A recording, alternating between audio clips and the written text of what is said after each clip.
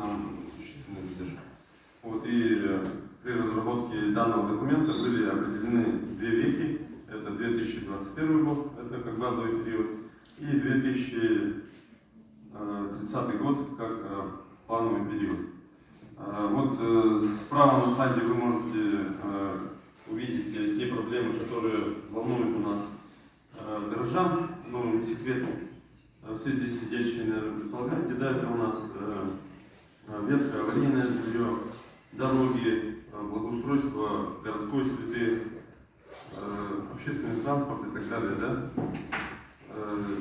Исходя из этого были проведены дальнейшие проработки.